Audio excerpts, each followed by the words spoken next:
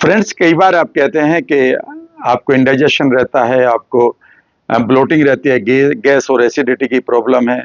आप ये भी कहते हैं कि आपके बाल पतले हो रहे हैं, गिर रहे हैं, या फिर आपको एक्ने हो रहे हैं, नींद की भी प्रॉब्लम है। आप इसका मतलब समझने की कोशिश करिएगा, एक गेम को समझिएगा, उसे ठीक कर लीजिएगा, सब ठीक हो जाएगा। गेम ये है कि जो भी आप खाना खाते हैं, वो आपके पेट में जाता है और पेट उसमें 3 चीज़ें मिलाता है, गैस्ट्रिन, पेप्सिन और हाइड्रोक्लोरिक एसिड। और ये किसके द्वारा मिलाता है? आपका ब्रेन आपके गट को मैसेज भेजता है वेगस नर्व के द्वारा कि अब खाना आपके पास आ चुका है, चलो अब इसमें आप हाइड्रोक्लोरिक एसिड मिलाओ, गैस्ट्रिन और पेप्सिन मिलाओ और इसकी ग्राइंडिंग करो। उसके बाद ये खाना आपकी छोटी आंत में चला जाता है और छोटी आंत इसमें से न्यूट्रिएंट निकालकर आपके ब्लड में रिलीज कर देती है। यह एक परफेक्ट सिचुएशन हुई। लेकिन सिचुएशन बिगड़ जाए तो क्या होगा?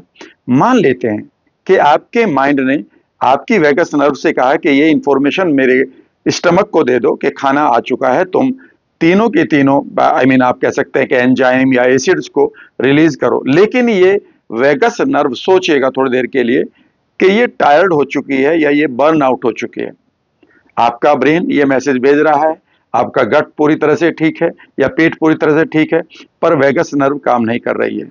ऐसे में क्या होगा कि आपके पेट में ये खाना सड़ता रहेगा और अब आप पेट को ठीक करने की दवाई खाते रहेंगे।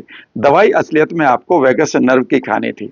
अगर आप चाहते हैं कि आप अपनी वेगस नर्व को ठीक करें, तो पहला काम करें कि आप क्वालिटी रिकवरी टाइम लेना शुरू करें, यानी कि योग निद्रा करें। दूसरा काम यह है कि आप फाइबर खूब खाएं, इससे आपके पेट के जो बैक्टीरिया हैं वह एक्टिव हो जाएंगे और वो बैक्टीरिया आपकी वेगस नर्व के साथ बेसिकली कम्युनिकेट करते हैं। तीसरा काम ये करें कि आप पूरी तरह से कई बार ठंडा शावर लें, यानी कि आप बर्फ के पानी में स्नान करें। जब भी आप जाएं ऋषिकेश वगैरह, तो ठंडी गंगा में डुबकी जरूर लगाएं। इससे आपकी वेगस नर्व एक्टिवेट होगी और अगर कोई भी प्रॉब्लम आपकी वेगस नर्व से पैदा हो रही है तो आप ठीक होना शुरू हो जाएंगे। अपना ध्यान रखिएगा।